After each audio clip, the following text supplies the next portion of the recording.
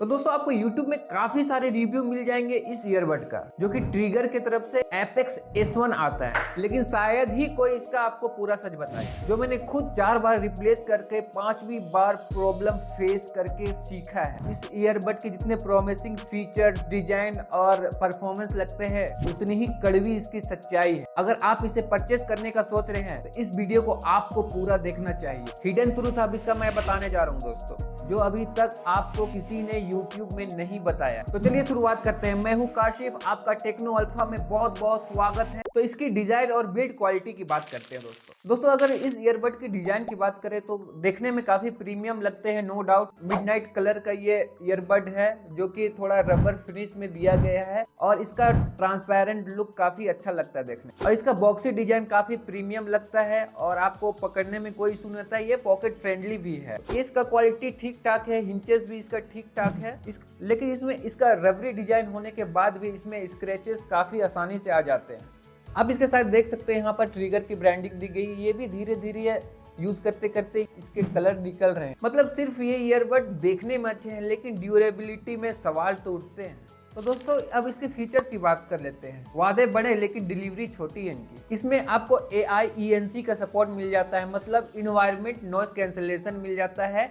Active noise cancellation नहीं मिलता है, जो कि आपको कॉल के दौरान अगर आपके बैकग्राउंड में कुछ नॉइज है तो उसे क्लियर करके आप जिससे बात करते हैं उसे थोड़ा क्लियर आवाज सुनाई देना चाहिए। लेकिन कॉल पर रोबोटिक आवाज आते हैं। नॉइज कैंसलेशन तो सिर्फ मात्र का है। कंपनी इसमें आपको बेस एक्सपेंड टेक्नोलॉजी देती है, लेकिन ये सिर्फ एक फैंसी नाम है। आपको इसमें साउंड क्वालिटी बिल्कुल बेसिक और बैलेंस मिलती है। बेस का तो अता पता नहीं है। इसमें आपको ट्रू कॉम टेक्नोलॉजी मिल जाता है, लेकिन प्रैक्टिकल लाइफ में अगर आप सुनते हो तो आपको कुछ समझ में नहीं आने वाला है। इसमें आपको कंपनी 100 आवर का प्ले टाइम प्रॉमिस करती है, लेकिन सच्चाई ये है कि ये केस आपके ईयरबड को सिर्फ 3 बार फुल चार्ज कर पाता है। 100 आवर प्ले टाइमिंग, लेकिन इसके ईयरबड का टाइमिंग अच्छा है। ये आपको फुल चार्ज में 5 से 6 घंटे आराम से बैकअप दे देते हैं। लेकिन अगर इसके केस की बैटरी की बात की जाए तो उसमें एकदम दम नहीं है। कंपनी की तरफ से आपको इसमें 50 मिलीसेकेंड का लो लेटेंसी मिल जाता है, लेकिन अगर आप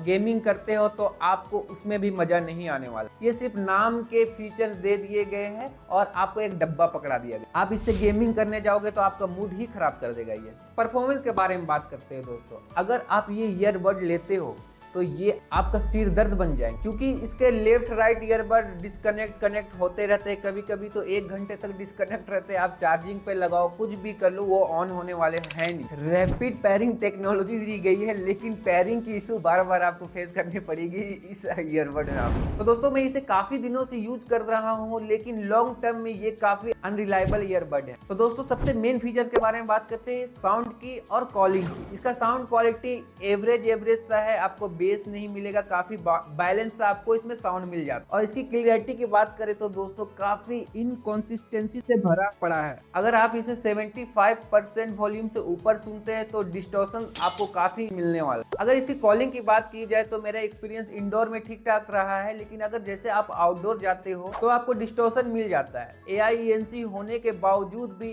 काफी नॉइज को एम्पलीफाई कर देता है। क्वाड माइक का सपोर्ट है, लेकिन सिंगल माइक से भी घटिया परफॉर्मेंस है इसका। तब इसकी प्राइसिंग और वैल्यू फॉर मनी है कि नहीं, उसके बारे में बात कर लेते हैं। तो दोस्तों 1500 रुपए में कंपनी काफी हाईटेक प्रॉमिस करती है, लेकिन ये अपने प्राइस को बिल्कुल भी जस्टिफाई नहीं करता है। साउंड क्वालिटी, ड्यूरेबिलिटी, परफॉर्मेंस सभी कुछ में आपको कॉम्प्रोमाइज करना पड़ेगा। ये सीधे तौर पे पैसे की बर्बादी है। तो दोस्तों अब इसका कस्टमर सर्विस और रिप्लेसमेंट के बारे में बात कर लेते हैं, जिसमें मेरा काफी बैड एक्सपीरियंस रहा है। इसे मैंने परचेस करने के बाद 4 बार रिप्लेसमेंट के लिए भेजा है, क्योंकि वो रिप्लेसमेंट में 7 दिन का टाइम लगाते हैं। प्रोडक्ट फिर से वापस आ जाता है, फिर से प्रॉब्लम होता है लेफ्ट या राइट बड में, फिर से मैंने रिप्लेस किया, फिर वापस आया। ऐसे करते करते ये 5वां बार खराब हो चुका है। और जब भी आप क्लेम करते हो वारंटी तो आपको मेल आ जाता है, आपको उस एड्रेस में इसे कुरियर करना पड़ता है, और कुरियर करने का चार्जेस जो लगता है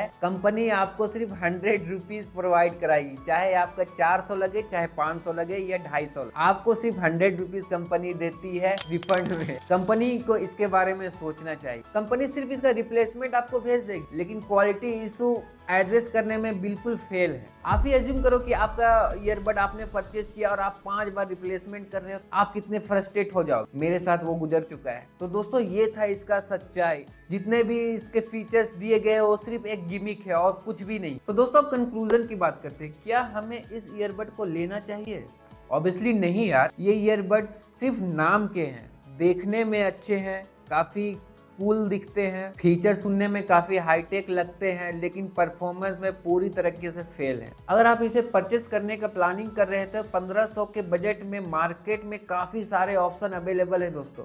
कुछ अच्छे ईयरबड का लिंक मैं नीचे डिस्क्रिप्शन में प्रोवाइड कर दूंगा, आप चाहे तो वहां से जाके परचेस कर सकते हैं। तो दोस्तों ये था हमारा ट्रिगर एपेक्स S1 का हॉनेस्ट और रियल रिव्यू। अगर आप में से भी कोई इसे परचेस किया है तो अपना एक्सपीरियंस प्लीज कमेंट बॉक्स में मुझे जरूर बताएं और वीडियो को लाइक शेयर चैनल को सब्सक्राइब जरूर करें। तो दोस्तों अब अगली बार मिलते हैं किसी भरोसेमंद प्रोडक्ट के साथ। तब तक के लिए आप समझदारी से खरीदारी करें। बाय।